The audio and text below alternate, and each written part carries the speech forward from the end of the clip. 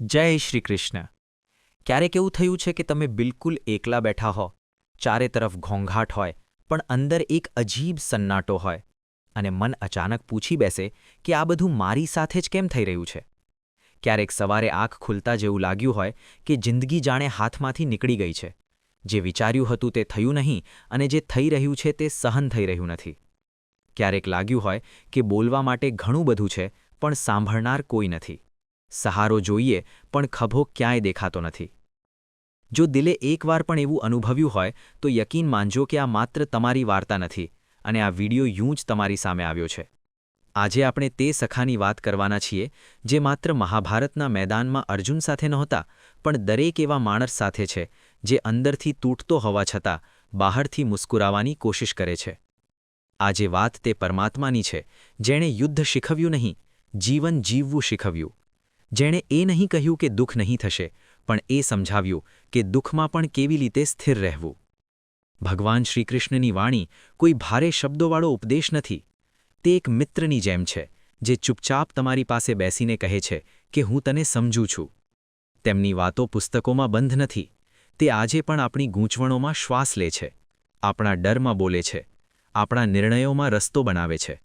જ્યારે આપણે હારથી ડરીએ છીએ ત્યારે કૃષ્ણ કર્મની યાદ અપાવે છે. જ્યારે આપણે અપનાવથી તૂટીએ છીએ ત્યારે તે આસક્તિ છોડવાની તાકાત આપે છે. અને જ્યારે આપણે પોતાના પર જ શંકા કરવા લાગીએ છીએ ત્યારે તે યાદ અપાવે છે કે આત્મા ક્યારેય કમજોર નથી હોતી. કુરુક્ષેત્ર માત્ર એક મેદાન નહોતું, તે આપણી અંદરનો સંઘર્ષ હતો. અને ગીતા માત્ર યુદ્ધની વાર્તા નહોતી, તે દરેક એવા માણસનો સંવાદ હતો જે સાચું અને ખોટું વચ્ચે ફસાયેલો હોય. આજે પણ જ્યારે મન ભારે થાય છે, જ્યારે ભવિષ્ય ધૂંધળું લાગે છે, ત્યારે કૃષ્ણની વાતો એવી જ તાજી લાગે છે જાણે હમણાં જ કહી હોય. જાણે તે સીધા તમારી સાથે જ કહી રહ્યા હોય કે ગભરાશો નહીં, બસ ચાલતા રહો. આજે આપણે ભગવદ્ ગીતાના એવા 25 વિચારોને અનુભવીશું જે માત્ર પ્રેરણા નહીં આપે પણ કદાચ તમારા દિલમાં છુપાયેલા તે પ્રશ્નોને સ્પર્શી જશે જેના જવાબ તમે ઘણા સમયથી શોધી રહ્યા છો. તે પ્રશ્નો જેના માટે તમે ક્યારેક પોતાને દોષી ઠેરવ્યા, ક્યારેક કિસ્મતને અને ક્યારેક ભગવાનને. પણ તેના પહેલાં એક ક્ષણ થોભો. જો તમારા દિલમાં ક્યાંક આ વિશ્વાસ છે કે શ્રીકૃષ્ણની વાણી સાચે જ જીવનને દિશા આપી શકે છે, તો આ વિડીયોને લાઇક કરો, ચેનલને સબસ્ક્રાઇબ કરો અને કોમેન્ટમાં લખો રાધે રાધે. કારણ કે રાધે રાધે માત્ર શબ્દો નથી, તે સમર્પણ છે. તે યાદ અપાવે છે કે જ્યારે માણસ ઝૂકે છે ત્યારે જ ઈશ્વર પાસે આવે છે. અને જ્યારે તમે આ કહો છો તો કદાચ કૃષ્ણ તમારા વધુ નજીક આવીને બિના અવાજે તમારી વાર્તાને આગળ વધારવા લાગે છે. હવે આંખો બંધ કરો, એક ઊંડો શ્વાસ લો અને બસ આટલો ભાવ મનમાં ટકાવી દો કે શ્રીકૃષ્ણ મને સાંભળી રહ્યા છે. મારી દરેક ગૂંચવણ, દરેક ડર, દરેક થાક તેમનાથી છુપાયેલી નથી. આવા જ ભાવ સાથે જ્યારે ગીતાની તે પંક્તિ સામે આવે છે કે કર્મ કરો, ફળની ચિંતા મત કરો, તો અવારનવાર લોકો તેને માત્ર એક વાક્ય તરીકે સાંભળી લે છે, પણ ક્યારેક તેને અંદર સુધી અનુભવવાની કોશિશ નથી કરતા. આ વાણી એ નથી કહેતી કે સપના મત જુઓ અથવા આશા છોડી દો. તે કહે છે કે તમારા કર્મને એટલું સાચું બનાવી દો કે પછી પરિણામનો ડર તમને જકડી જ ના શકે. જ્યારે માણસ અધૂરા મનથી કામ કરે છે ત્યારે સૌથી વધુ ડરે છે, કારણ કે અંદર ક્યાંક તેને પોતાના પર ભરોસો નથી હોતો. શ્રીકૃષ્ણ એ જ ભરોસો પાછો આપે છે. એક સાચી વાર્તા છે એક વૃદ્ધ વડારની, જેણે પોતાનું આખું જીવન બીજાના માટે ઘર બનાવ્યા. દરેક દિવાલમાં કોઈ બીજાનું સપનું જોડ્યું, દરેક છાપરા નીચે કોઈ બીજાની ખુશીઓ રાખી. પણ જ્યારે નિવૃત્તિનો સમય આવ્યો, છેલ્લું ઘર બનાવતી વખતે તેનું મન થાકી ગયું હતું. હાથ તો ચાલી રહ્યા હતા પણ દિલ નહોતું લાગતું. કામ ઉતાવળે કર્યું, બેદરકારી કરી, બસ એ વિચારીને કે હવે શું ફરક પડે છે. જ્યારે ઘર પૂરું થયું અને માલિક આવ્યો તો તેણે ચૂપચાપ ચાવી તે વડારના હાથમાં મૂકી દીધી અને કહ્યું, આ ઘર તમારા માટે છે, તમારી ભેટ. તે ક્ષણે વડારના પગ નીચેથી જમીન ખસી ગઈ. દિલ ભરાઈ આવ્યો, આંખો ઝૂકી ગઈ, કારણ કે જો તેને પહેલાં ખબર હોત કે આ ઘર તેનું પોતાનું છે તો કદાચ તેણે દરેક ઈંટમાં જાન નાખી દીધી હોત. શ્રીકૃષ્ણ આ જ વાર્તા દ્વારા આપણને સમજાવે છે કે જીવનમાં જે પણ કર્મ તમે કરી રહ્યા છો તેને એવી રીતે કરો જાણે તે તમારું પોતાનું ઘર હોય, તમારું પોતાનું ભવિષ્ય હોય. કારણ કે જે તમે આજે બનાવો છો તે જ કાલ બનીને તમારી સામે ઊભું થાય છે. જ્યારે તમે ઈમાનદારીથી પૂરા મનથી બિના ચાલાકીએ કર્મ કરો છો ત્યારે પરિણામ પોતે જ સુંદર થવા લાગે છે. ત્યારે ભગવાનથી પ્રશ્ન પૂછવો નથી પડતો, ત્યારે અંદરથી અવાજ આવે છે કે જે થવાનું હતું તે જ થયું. તેથી ચિંતા મત કરો કે પરિણામ શું હશે, લોકો શું કહેશે, સમય ક્યારે બદલાશે. બસ કર્મમાં પોતાને એટલું ડૂબાડી દો કે તેમાં તમારી સત્યતા ઝલકવા લાગે. અને જ્યારે માણસ એવું કરે છે તો ક્યારેક બિના કંઈ કહીએ, બિના કંઈ માંગીએ, ઉપરથી એક અનુભૂતિ ઉતરે છે, જાણે કોઈ ખૂબ પોતાનું મુસ્કુરાતું હોય અને બસ આટલું કહી રહ્યું હોય, વાહ. વિચાર 2 એ છે કે માનવ પોતે જ પોતાનો મિત્ર છે અને પોતે જ પોતાનો શત્રુ. અને આ વાત સાંભળવામાં જેટલી સાદી લાગે છે, જીવવામાં એટલી જ મુશ્કેલ છે. આપણે અવારનવાર કહીએ છીએ કે મારી સાથે કોઈ નથી, કોઈ સમજતું નથી, કોઈ સાથ આપતું નથી. પણ શું ક્યારેક આપણે પોતાની પાસેથી આ પૂછ્યું છે કે શું આપણે પોતાને પૂરી રીતે અપનાવ્યા છે? શું ક્યારેક પોતાના મન સાથે બેસીને મિત્રતા કરી છે? અથવા હંમેશા તેની સાથે લડતા જ રહ્યા છીએ? શ્રી કૃષ્ણ કહે છે, જેણે પોતાના મનને જીતી લીધું તે જ સાચો યોદ્ધા છે. કારણ કે બહારની લડાઈઓ તો દેખાઈ જાય છે, પણ અંદર ચાલતું યુદ્ધ સૌથી શાંત અને સૌથી ખતરનાક હોય છે. મહાભારતમાં અર્જુન યુદ્ધભૂમિમાં ઊભો હતો. સામે પોતાના જ લોકો હતા, ગુરુ હતા, ભાઈઓ હતા, પોતાના લોહીથી જોડાયેલા ચહેરા હતા. હાથ કાંપી રહ્યા હતા, મન ડગમગાઈ રહ્યું હતું, શ્વાસ ભારે હતા.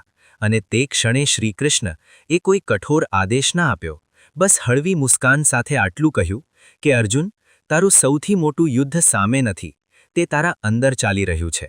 અને જે દિવસે અર્જુને પોતાના અંદરના ડર, મોહ અને ભ્રમને હરાવ્યા, તે જ દિવસે તે માત્ર યોદ્ધા નહીં પણ સાચે જ વીર બન્યો. આજે આપણે પણ રોજ કોઈને કોઈ યુદ્ધમાં ઊભા હોઈએ છીએ. ક્યારેક ડરની સામે, ક્યારેક હીન ભાવનાની સામે, ક્યારેક નિષ્ફળતાના ભાર તળે, ક્યારેક એકલતાની ચુપ્પીમાં અને ઘણીવાર બિના લડીએ જ હાર માની લઈએ છીએ. પણ યાદ રાખો, તમારો સૌથી મોટો સાથી તમારો મન છે. જો તે તમારી સાથે ઊભો થઈ ગયો તો દુનિયાની કોઈ તાકાત તમને તોડી ન શકે. અને જો તે જ તમારી વિરુદ્ધ થઈ ગયો તો સૌથી સરળ રસ્તો પણ પર્વત બની જાય છે. વિચાર 3 એ જ શીખવે છે કે જે થયું તે સારું થયું, જે થઈ રહ્યું છે તે પણ સારું છે, અને જે થશે તે પણ સારું જ થશે. આ વાત જ્યારે પહેલીવાર સાંભળીએ છીએ તો અંદરથી ગુસ્સો પણ આવે છે. કારણ કે જ્યારે જીવન વિખરાઈ રહ્યું હોય, જ્યારે નુકસાન થયું હોય, જ્યારે દુઃખ તાજું હોય, ત્યારે સારું કેવી રીતે માની લઈએ? પણ શ્રીકૃષ્ણની આ વાણી માત્ર દિલ બહેલાવા માટે નથી. આ સમયની ઊંડાઈમાંથી નીકળેલું સત્ય છે. એક યુવાનને મોટી નોકરી મળી હતી, સપના પૂરા થવાના હતા, ઘરમાં ખુશીઓ પાછી આવી હતી. પણ જોઈનિંગથી ઠીક પહેલાં તેનો અકસ્માત થઈ ગયો. નોકરી હાથમાંથી નીકળી ગઈ અને તે પૂરી રીતે તૂટી ગયો. તેને લાગ્યું ભગવાને તેની સાથે ખૂબ મોટો અન્યાય કર્યો છે. કેટલાક મહિના પછી તે જ કંપનીમાં મોટો ઘોટાળો થયો. ઘણા કર્મચારીઓ જેલ ગયા, જિંદગી બરબાદ થઈ ગઈ. અને તે યુવાન બચી ગયો, માત્ર એટલા માટે કે તે દિવસે તેનો અકસ્માત થયો હતો. ત્યારે તેને સમજ આવી કે જે તે વખતે સૌથી મોટું દુઃખ લાગી રહ્યું હતું તે જ તેને સૌથી મોટા વિનાશથી બચાવી ગયું હતું. શ્રીકૃષ્ણ કહે છે કે હું તમારા દરેક પગલામાં હાજર છું, ક્યારેક રોક બનીને, ક્યારેક વળાંક બનીને, ક્યારેક વિલંબ બનીને. કારણ કે તમે પૂરી તસવીર નથી જોઈ શકતા, પણ હું જોઈ શકું છું. જે તમને નથી મળ્યું કદાચ તે તમારા ભાર કરતાં વધુ હતું, અને જે મળશે તે તમારી તાકાત પ્રમાણે મળશે, સાચા સમયે મળશે. તેથી જ્યારે જીવન સમજથી બહાર લાગે ત્યારે પણ ભરોસો ન છોડો. કારણ કે ઘણીવાર જે તૂટતું દેખાય છે તે જ અંદરથી કંઈક નવું બનાવી રહ્યું હોય છે. વિચાર 4 આપણને એ સમજાવે છે કે સાચી તાકાત બાહ્ય શક્તિમાં નથી, પણ પોતાની ઇન્દ્રિયો પર નિયંત્રણમાં છે. ભગવાન શ્રીકૃષ્ણ કહે છે કે આજનો માણસ ઘણું બધું જાણે છે, દુનિયાની દરેક વસ્તુ સમજવાની કોશિશ કરે છે. મોબાઈલ કેવી રીતે ચાલે છે, ગાડી કેવી રીતે દોડે છે, મશીનો કેવી રીતે કામ કરે છે, પણ પોતાને સમજવાનો સમય તેની પાસે નથી.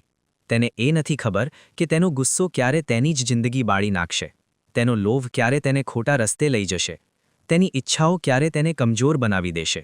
શ્રીકૃષ્ણે સ્પષ્ટ કહ્યું હતું કે જેણે પોતાની ઇન્દ્રિયોને જીતી લીધી તે જ સાચો વિજેતા છે. કારણ કે જેણે પોતાને સંભાળી લીધું તેને દુનિયા સંભાળવાની જરૂર નથી પડતી. મહાભારતમાં દુર્યોધન પાસે તાકાત હતી, સેના હતી, સાધનો હતા, સત્તા હતી, પણ તે પોતાની ઈચ્છાઓ અને ક્રોધનો ગુલામ હતો. અને અર્જુને શ્રીકૃષ્ણની વાત માની, પોતાના મન અને ઇન્દ્રિયો પર નિયંત્રણ રાખ્યું. તેથી વિજય તેનો જ થયો. આજે આપણે પણ રોજ એવા જ યુદ્ધ લડીએ છીએ. મોબાઈલની લતથી, ક્રોધની આગથી, વાસના અને દેખાડાથી, સમાજના ચલણથી અને ધીમે ધીમે પોતાને જ ખોતા ચાલ્યા જઈએ છીએ. પણ જ્યારે આપણે શ્રીકૃષ્ણને યાદ કરીએ છીએ, જ્યારે તેમનું નામ મનમાં ઉતરે છે, તો તે જ અશાંત મન ધીમે ધીમે શાંત થવા લાગે છે. એક યુવાન હતો જે ક્રોધથી ભરેલો રહેતો હતો. ઘરમાં ડરનું વાતાવરણ હતું. માતાપિતા પણ તેની સાથે વાત કરતા સહેમી જતા હતા. એક દિવસ તેણે ગીતાની આ પંક્તિ વાંચી કે જે ક્રોધમાં છે તે સૌથી પહેલાં પોતાને જ બાળી રહ્યો છે. તે દિવસથી તેણે નક્કી કર્યું કે જ્યારે પણ ગુસ્સો આવશે તે શ્રીકૃષ્ણનું નામ લેશે. શરૂઆતમાં મુશ્કેલી પડી, વારંવાર મન ભટક્યું, પણ કેટલાક મહિનામાં તે જ યુવાન પોતાના મહોલ્લાનો સૌથી શાંત અને સમજદાર વ્યક્તિ બની ગયો. શ્રીકૃષ્ણ કહે છે, જે મને યાદ કરે છે, હું તેનો રક્ષક બની જાઉં છું. કારણ કે જ્યારે માણસ પોતાનાથી જ હારવા લાગે છે, ત્યારે ઈશ્વર જ તેને થામે છે. વિચાર 5 આપણને યાદ અપાવે છે કે સત્ય ક્યારેય મરતું નથી.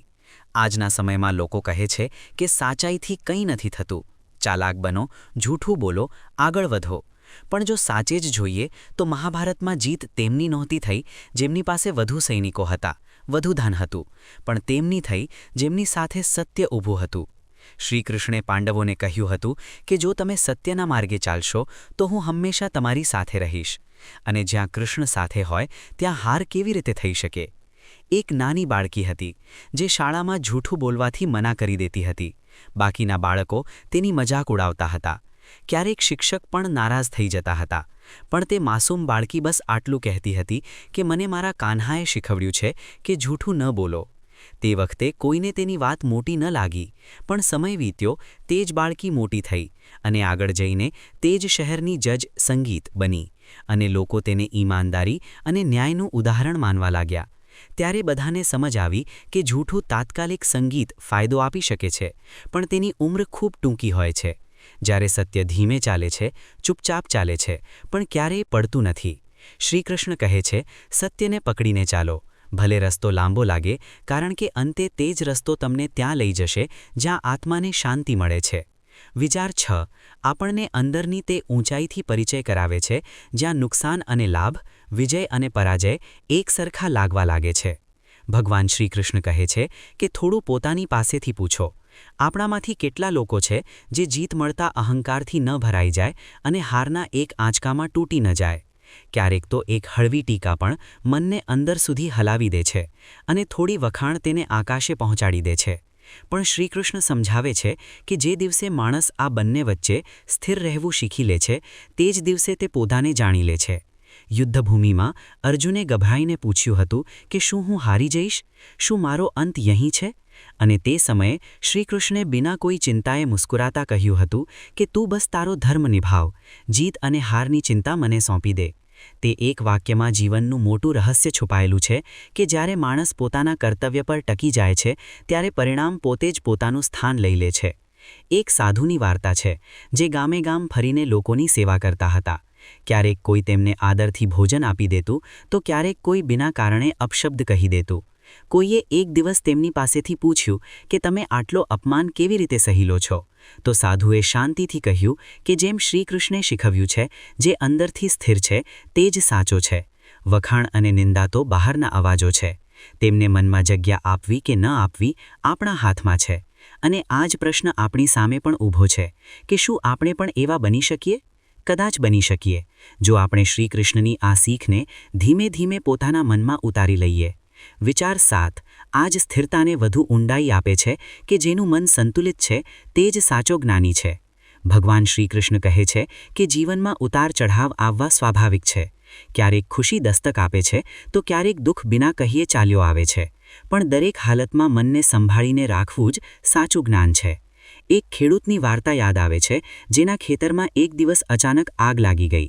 સમગ્ર પાક બળીને રાખ થઈ ગયો. ગામવાળા દોડતા આવ્યા અને કહ્યું કે હવે તો તું પૂરી રીતે બરબાદ થઈ ગયો. પણ ખેડૂતનો ચહેરો શાંત હતો. તેણે બસ આટલું કહ્યું કે કદાચ ભગવાનને યહીં મંજૂર હતું. થોડા જ દિવસો પછી જોરદાર વરસાદ પડ્યો અને તે જ જગ્યાએ નવો જળસ્ત્રોત ફૂટી નીકળ્યો, જેથી તેનું ખેતર પહેલાં કરતાં પણ વધુ ફળદ્રુપ થઈ ગયું. ત્યારે લોકોએ તેની પાસેથી પૂછ્યું કે તે દિવસે તે ગુસ્સો કેમ ન કર્યો, તૂટ્યો કેમ નહીં?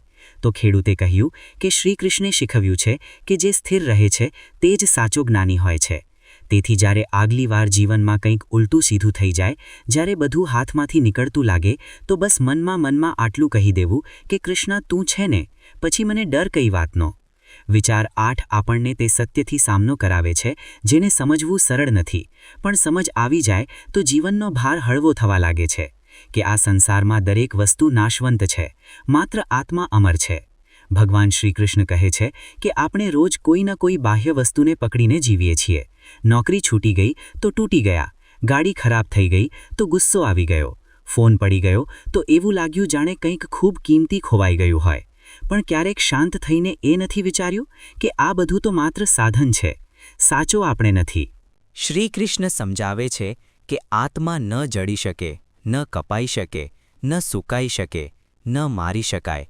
તે ન જન્મ લે છે અને ન મરે છે, તે બસ યાત્રા કરે છે. જ્યારે કોઈ પોતાનું આપણને છોડીને ચાલ્યું જાય છે તો દિલ એવું તૂટે છે જાણે શ્વાસ જ રૂકી ગયા હોય. આંખો સામે અંધારું છવાઈ જાય છે, પણ તે દુઃખ વચ્ચે પણ શ્રી કૃષ્ણ ધીમે ધીમે યાદ અપાવે છે કે જેને તું મરેલો સમજી રહ્યો છે તે માત્ર શરીર હતું, આત્મા તો હજુ પણ છે, બસ તેણે નવો રસ્તો પસંદ કર્યો. એક માતા હતી જેણે પોતાનો દીકરો ખોવી દીધો હતો. દરેક દિવસ તેનું દિલ રડતું હતું, દરેક રાત તેની આંખો ભીની રહેતી હતી. કોઈ તેને સમજાવી નહોતું શકતું. એક દિવસ કોઈએ તેને ગીતાની આ જ વાત સંભળાવી. તે રાતે પહેલીવાર તેણે આંખો બંધ કરી અને ભારે મનથી બસ આટલું કહ્યું કે શ્રી કૃષ્ણ, હું તને પૂરી રીતે સમજી નથી શકી, પણ હવે હું તારા પર ભરોસો કરું છું. તે એક ભરોસાએ તેના દુઃખને એક આંચકામાં ખત્મ ન કર્યું, પણ ધીમે ધીમે તેના આંસુઓને થાંભવા લાગ્યું. અને યહીં કૃષ્ણની કૃપા હોય છે. તે દુઃખ છીનવતા નથી, તેને સહન કરવાની તાકાત આપી દે છે. વિચાર 9 આપણને પ્રેમની તે સરળ વ્યાખ્યાથી જોડે છે જે આજની દુનિયામાં ક્યાંક ખોવાઈ ગઈ છે. ભગવાન શ્રી કૃષ્ણને ન સોનાની થાળી જોઈએ, ન હીરા મોતી, ન મોટા મોટા ચઢાવા. તેમને તો બસ સાચો ભાવ જોઈએ. ગીતામાં તે કહે છે કે જો કોઈ મને પ્રેમથી એક પાંદડું, એક ફૂલ અથવા થોડું પાણી પણ અર્પણ કરે તો હું તેને પણ એટલા જ પ્રેમથી સ્વીકાર કરું છું. સુદામાને યાદ કરો, ફાટેલા કપડામાં ખાલી હાથ નહીં, પણ થોડા સૂકા ચોખા લઈને પોતાના મિત્ર શ્રીકૃષ્ણને મળવા ગયા હતા, અને શ્રીકૃષ્ણે તેને એવો સન્માન આપ્યું જાણે તે કોઈ સમ્રાટ હોય. કેમ? કારણ કે સાચો પ્રેમ દેખાડાથી મોટો હોય છે અને સાચો ભાવ કોઈ ધનનો મોહતાજ નથી હોતો. તેથી જો ક્યારેક મનમાં આ ભાવ આવે કે મારી પાસે તો ભગવાનને આપવા માટે કંઈ જ નથી, તો બસ આંખો બંધ કરીને પ્રેમથી કહી દો, હે શ્રી કૃષ્ણ, મારી પાસે આપવા માટે કંઈ નથી, બસ મારો ભરોસો અને મારી શ્રદ્ધા તારા ચરણોમાં મૂકું છું. અને તે નાનકડી ભાવનાને પણ એવી રીતે સંભાળી લે છે જાણે તે સ્વર્ગની સૌથી કિંમતી ભેટ હોય. વિચાર 10 આપણને તે ભરોસાની યાદ અપાવે છે જેને માણસ અવારનવાર પોતાના અપરાધ બોધમાં ભૂલી જાય છે કે જે સાચા મનથી મારી શરણમાં આવે છે તેને હું ક્યારેય નથી છોડતો. ભગવાન શ્રીકૃષ્ણ કહે છે કે ઘણીવાર આપણે પોતે જ નિર્ણય કરી લઈએ છીએ કે ભગવાન મારાથી નારાજ છે, મેં ઘણી ભૂલો કરી છે, ઘણા પાપ કર્યા છે, હવે મારી સુનાવણી નહીં થાય. પણ કૃષ્ણની શરણમાં જવા માટે કોઈ શરત નથી હોતી. ત્યાં ન અતીત જોવામાં આવે છે, ન હિસાબ કિતાબ, ત્યાં બસ વર્તમાનનો ભાવ જોવામાં આવે છે. શ્રી કૃષ્ણ કહે છે, તું બસ મારી તરફ એક પગલું વધાર, બાકીનો રસ્તો હું પોતે ચાલી આવીશ, હું તને દરેક બંધનથી મુક્ત કરી દઈશ. એક વાર્તા છે અરણ્યક નામના ચોરની, જે મંદિરોમાં ચોરી કરતો હતો, જેને લોકો પાપી કહેતા હતા. એક દિવસ તે પકડાઈ ગયો અને જેલ મોકલી દેવામાં આવ્યો. ત્યાં કોઈ કેદીએ તેને ગીતા આપી. શરૂઆતમાં તેણે યું જ વાંચી, પણ ધીમે ધીમે શબ્દો તેની અંદર ઉતરવા લાગ્યા, અને એક રાત તૂટેલા મનથી તેણે શ્રીકૃષ્ણને પોકાર્યા, શું તમે મને પણ માફ કરી શકો છો? તે જ રાતે તેણે સ્વપ્ન જોયું. શ્રીકૃષ્ણ મુસ્કુરાતા હતા અને કહી રહ્યા હતા કે હવે તું મારી શરણમાં છે, પછી તારા કરતાં મોટી પુણ્યાત્મા કોણ? તે જ ચોર આજે સાધુના રૂપમાં જાણીતો છે. લોકો તેને કૃષ્ણદાસ કહે છે, કારણ કે શ્રીકૃષ્ણ ક્યારેય કોઈને નથી છોડતા જ્યાં સુધી માણસ પોતે તેમને ન છોડે. વિચાર 11 આપણને ભક્તિની સૌથી સરળ અને સાચી વ્યાખ્યા શીખવે છે કે જે પોતાના કર્મને ભલીભાંતિ કરે છે તે જ મારી પૂજા કરે છે. ભગવાન શ્રીકૃષ્ણ કહે છે કે પૂજા માટે તમારે માળા લઈને પર્વતો પર જવાની જરૂર નથી, મંદિરોની સીડીઓ ચઢવાની પણ મજબૂરી નથી.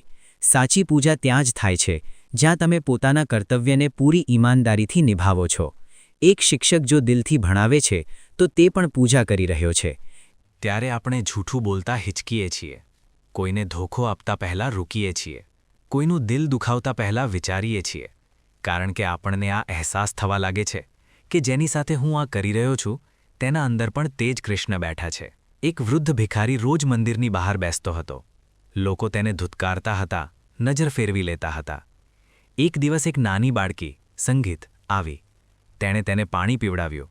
ભિખારી મુસ્કુરાયો અને કહ્યું, તે આજે શ્રી કૃષ્ણને પાણી પીવડાવ્યું છે. બેટી, તું ધન્ય છે. બાળકી આશ્ચર્યચકિત થઈ અને કહ્યું, તમે તો ભિખારી છો. ત્યારે તેણે ખૂબ સરળતાથી કહ્યું કે દરેક જીવમાં તે જ બેઠા છે જેણે, સંગીત, આ સમજી લીધું તેણે શ્રીકૃષ્ણને પામી લીધા. અને કદાચ આ જ સમજ આપણા જીવનને ધીમે ધીમે બદલવા લાગે છે. કારણ કે જ્યારે તમે કોઈને મળો છો, ભલે તે પોતાનો હોય કે અજાણ્યો, જો તમે તેના અંદરના કૃષ્ણને જોવા લાગો તો વર્તનમાં પોતે જ કરુણા આવી જાય છે, શબ્દોમાં મીઠાશ આવી જાય છે અને બિના અવાજે તમારું જીવન એક નવી દિશામાં વહેવા લાગે છે. વિચાર 16 આપણને તે સુખનો રસ્તો બતાવે છે જેને આપણે અવારનવાર ખોટી જગ્યાએ શોધીએ છીએ, કે જે માણસ મોહ છોડી દે છે તે જ સાચું, સંગીત, સુખ પામે છે. ભગવાન શ્રી કૃષ્ણ કહે છે કે આપણે આ દુનિયામાં આવીએ છીએ ત્યારથી જ જોડવું શરૂ કરી દઈએ છીએ. રિશ્તા જોડીએ છીએ, વસ્તુઓ જોડીએ છીએ, નામ, ઓળખાણ, સન્માન જોડીએ છીએ અને શરૂઆતમાં આ બધું સારું લાગે છે, પણ ધીમે ધીમે આ જ જોડ આપણા મનને જકડવા લાગે છે. કૃષ્ણ આ નથી કહેતા કે આ બધાથી દૂર ભાગો. તે બસ આટલું કહે છે કે જોડો પણ મોહ ન કરો, કારણ કે જ્યાં બંધન છે ત્યાં ભય છે અને જ્યાં ભય છે ત્યાં સુખ ટકી નથી શકતું. મોહ શું છે તેને સમજવું જરૂરી છે. મોહ તે નથી કે તમને કોઈની સાથે પ્રેમ છે.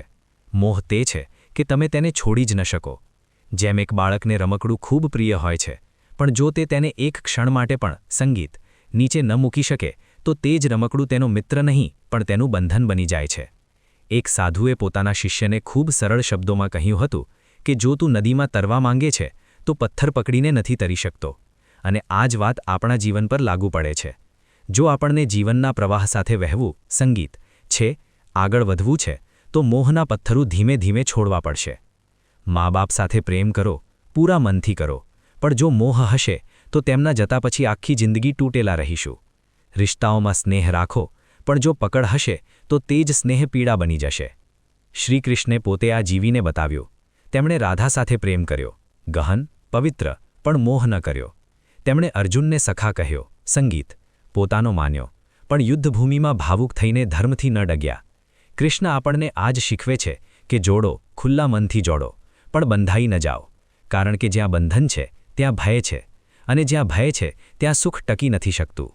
વિચાર 17 આપણને દૃષ્ટિ બદલવાની શીખ આપે છે કે જે બધામાં સમાન ભાવ રાખે છે તે જ મને પ્રિય છે.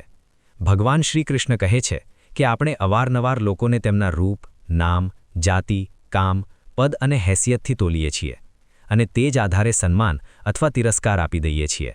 પણ જેણે સાચી ભક્તિ, સંગીત, સમજી લેતી છે તેના માટે બધા એક સમાન થઈ જાય છે. એકવાર એક બ્રાહ્મણ અને એક શૂદ્ર એક જ મંદિરમાં ભગવાનને પ્રણામ કરી રહ્યા હતા. લોકોએ બ્રાહ્મણને આગળ બોલાવી લીધો અને શૂદ્રને પાછળ કરી દીધો. ત્યારે એક સંત આવ્યા અને તેમણે ખૂબ શાંત પણ ઊંડી વાત કહી કે કૃષ્ણ માટે ન કોઈ ઉપર છે, ન કોઈ નીચે. જો તમે ભેદ રાખશો તો ભક્તિ માત્ર દેખાડો રહી જશે. કૃષ્ણ તો તે વૃંદાવનના છે જ્યાં ગ્વાલા, ગોપીઓ, પશુ, પક્ષી બધા તેમના પોતાના છે, જ્યાં પ્રેમની કોઈ જાતિ નથી, કોઈ ઊંચ નીચ નથી. યુદ્ધમાં તેમણે અર્જુનના રથ પર બેસીને તેનું માર્ગદર્શન કર્યું અને તે જ યુદ્ધમાં કર્ણ માટે પણ તેમની આંખો ભરાઈ આવી. કારણ કે કૃષ્ણ કોઈ એકના નથી, બધાના છે. અને જે માણસ બધાને એક જ દૃષ્ટિએ જોવા શીખી લે છે તે જ વાસ્તવમાં કૃષ્ણની નજીક પહોંચે છે. જ્યારે આપણે કોઈને નાનો સમજીએ છીએ ત્યારે વાસ્તવમાં આપણે પોતાને નાના કરી લઈએ છીએ. તેથી ક્યારે આ ન પૂછો કે સામેવાળો કોણ છે, શું છે, કોની સાથે જોડાયેલો છે. બસ આટલું જુઓ કે તેના અંદર પણ તે જ કૃષ્ણ છે કે નહીં, અને જો છે તો ત્યાંથી પ્રેમ સિવાય કંઈ નીકળી જ ન શકે. વિચાર 18 આપણને તે ભરોસા સુધી લઈ જાય છે જ્યાં માણસ થાકીને પોતાને ઈશ્વરના હવાલે કરી દે છે કે જે સતત મારું સ્મરણ કરે છે, હું તેનું જીવન પોતે સંવારી દઉં છું. ભગવાન, સંગીત, શ્રીકૃષ્ણ જાણે છે કે માણસ ક્યારે એકલો પડી જાય છે, ક્યારે ડર અંદરથી તેને તોડવા લાગે છે, ક્યારે કોઈ પોતાનાને ખોઈ દીધા પછી એવું લાગે છે કે હવે જીવનમાં કંઈ બચ્યું જ નથી. એવા જ ક્ષણો માટે તે કહે છે કે બસ એકવાર શાંત થઈ જા અને મને યાદ કરી લે, નામ લે, દિલથી ભરોસો કરી લે. બાકીની ચિંતા મને સોંપી દે. શ્રીકૃષ્ણ કહે છે કે જે મારું નામ જપે છે, જે મારા પર વિશ્વાસ કરે છે, તેની તમામ ચિંતા હું પોતાના પર લઈ લઉં છું. એક વૃદ્ધ સંગીત મહિલા હતી. તેની પાસે ન ધન હતું ન સાધન, બસ એક નાનું ઘર અને રોજ પ્રગટાવવા માટે એક દીપક. તે દરેક સાંજે દીપ પ્રગટાવીને કહેતી, મારા કાન્હા બધું સંભાળી લેશે. એક દિવસ તેનું ઘર બળીને રાખ થઈ ગયું. લોકો તાના મારવા લાગ્યા કે હવે તારો કૃષ્ણ ક્યાં છે? તે રડી નહીં, તૂટી નહીં, બસ મુસ્કુરાતા કહ્યું, હવે મારો કાન્હા નવું ઘર આપશે. થોડા જ દિવસો પછી ગામનો શેઠ આવ્યો. તેની સાદગી અને વિશ્વાસથી પ્રભાવિત થયો અને તેના માટે નવું ઘર બનાવી આપ્યું. લોકોએ પૂછ્યું, આ કેવી રીતે થયું? તેણે ખૂબ સરળતાથી કહ્યું, આ કૃષ્ણે કર્યું. કારણ કે જ્યારે આપણે તેમને દિલથી યાદ કરીએ છીએ તો તે કોઈને કોઈ રૂપમાં આપણા જીવનમાં ઉતરી જ આવે છે. તેથી જો આજે તમે કોઈ અંધારામાં ઊભા છો, જો રસ્તો નથી દેખાતો, જો મન ભારે છે, તો બસ નામ લો, શ્રી કૃષ્ણ ગોવિંદ હરે મુરારી, અને જુઓ કેવી રીતે મનની ગાંઠો ધીમે ધીમે ખુલવા લાગે છે અને અંદર ક્યાંક એક હળવી રોશની પ્રગટ થાય છે. વિચાર 19 આપણને તે વચનની યાદ અપાવે છે જે માત્ર અર્જુન માટે નહીં પણ આપણા બધા માટે કહેવાયું હતું કે જ્યારે પણ અધર્મ વધશે હું અવતાર લઈશ. ભગવાન શ્રી કૃષ્ણનું આ વચન કોઈ એક યુગ સુધી મર્યાદિત નથી. આ દરેક સમય માટે છે.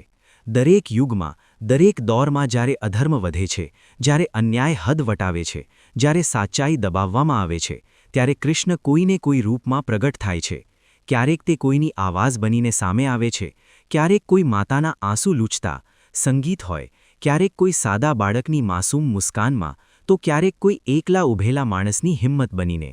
એક નાના ગામમાં એક વૃદ્ધ બાબા હતા જેને રોજ મંદિર તોડવાની ધમકી મળતી હતી, પણ તે દરેક સવારે શાંતિથી આરતી કરતા અને કહેતા, મારો કૃષ્ણ આવી જશે. લોકો હસતા હતા, ડર બતાવતા હતા, પણ એક દિવસ અચાનક હાલત બદલાઈ ગઈ.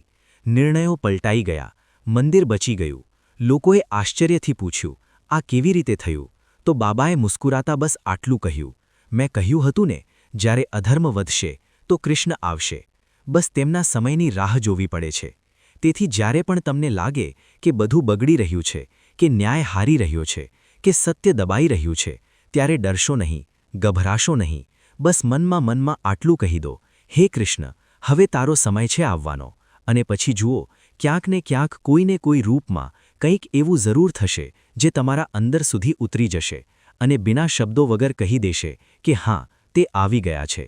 વિચાર 20 આપણને તે સૌથી ઊંડા ડરથી સામનો કરાવે છે જેને માણસ શબ્દોમાં પણ બરાબર નથી કહી શકતો. મૃત્યુનો ડર, અપનાઓને ખોવાનો ખાલીપણું. જ્યારે અર્જુન યુદ્ધભૂમિમાં ઊભો ડરી રહ્યો હતો, હાથમાંથી ધનુષ્ય પડી રહ્યું હતું, ત્યારે શ્રીકૃષ્ણે તેને આ નથી કહ્યું કે દુઃખ ન કર, પણ તેને સત્ય બતાવ્યું. તેમણે કહ્યું, જેને તું મારતો સમજી રહ્યો છે તે મરશે નહીં. આત્મા અમર છે. શરીર તો માત્ર એક વસ્ત્ર છે જે જૂનું થાય તો બદલી દેવામાં આવે છે. આપણે બધાએ કોઈને ખોવ્યા છે, મા, પિતા, ભાઈ, બહેન, મિત્ર, અને તે ક્ષણે એવું લાગે છે જાણે જીવન ત્યાં જ રૂકી ગયું, જાણે શ્વાસ તો ચાલી રહ્યા છે પણ અંદર બધું સૂનું થઈ ગયું છે. શ્રીકૃષ્ણ તે જ સૂનકામાં ધીમે ધીમે કહે છે, મૃત્યુ અંત નથી, આ માત્ર પરિવર્તન છે. એક માતા હતી જેણે પોતાનો દીકરો ખોઈ દીધો હતો. તે રોજ મંદિર જતી, રડતી, ફરિયાદ કરતી કે તું ભગવાન છે તો તે મારું બાળક કેમ છીનવી લીધો? એક રાતે તેને સ્વપ્નમાં કૃષ્ણ દેખાયા, શાંત, કરુણ, અને કહ્યું, મેં તેને છીનવ્યો નથી, બસ હવે તે મારી ગોદમાં છે. તું જે દુઃખને વિયોગ સમજી રહી છે તે માત્ર દૂરી છે. રિશ્તો તૂટ્યો નથી, તે તારાથી અલગ નથી થયો, બસ તારાથી થોડો આગળ ચાલ્યો ગયો છે. તે દિવસ પછી તે માતાના આંસુ થંભી ગયા. તેનો દુઃખ ખતમ ન થયો પણ તેનો ભાર હળવો થઈ ગયો. તે રોજ આરતીમાં બસ આટલું કહેતી, કાન્હા, મારા લાલનું ખ્યાલ રાખજે. શ્રીકૃષ્ણ આજ શીખવે છે કે જ્યારે કોઈ જાય છે તો તે શૂન્ય નથી છોડતો, તે વિશ્વાસ છોડી જાય છે કે જે ગયો છે તે પણ સુરક્ષિત છે અને જે બચ્યા છે તેમને પણ સંભાળવામાં આવી રહ્યા છે. અને આ જ વિચાર વચ્ચે મન ક્યાંક આ માનવા લાગે છે કે આ જીવન અહીં જ નથી રૂકતું, આ વહેતું રહે છે. વિચાર 21. તે રિશ્તાની વાત કરે છે જે નિયમોથી નહીં, દેખાડાથી નહીં, માત્ર દિલથી બને છે, કે જે મને પૂરી શ્રદ્ધાથી ભજે છે, હું તેનો થઈ જાઉં છું. શ્રી કૃષ્ણથી પૂછી શકાય છે, શું આપણે સાચે જ તમારા થઈ શકીએ? અને કૃષ્ણ મુસ્કુરાતા કહે છે, હા, જો તું મને મનથી પોકારે તો હું તારો થઈ જાઉં છું. ન કોઈ મોટો યજ્ઞ જોઈએ, ન કઠિન વ્રત, ન ભારેખમ શબ્દ, બસ એક સાચું મન, એક ભરોસાથી ભરેલી આવાજ. ગ્વાલીઓ અને ગોપીઓ કોઈ વિદ્વાન નહોતા, તેમણે શાસ્ત્રો નહોતા વાંચ્યા, પણ જ્યારે તેઓ શ્યામ કહીને પોકારતા તો કૃષ્ણ બધું છોડીને દોડતા આવતા હતા. એક ખેડૂત ખેતરમાં કામ કરી રહ્યો હતો. તેનો બળદ પડી ગયો. કોઈ મદદ નહોતી. તેણે આકાશ તરફ જોઈને બસ આટલું કહ્યું, હે કૃષ્ણ, હવે તું જ છે. કહે છે તે બળદને જાણે કોઈ અદૃશ્ય હાથે સંભાળી લીધો.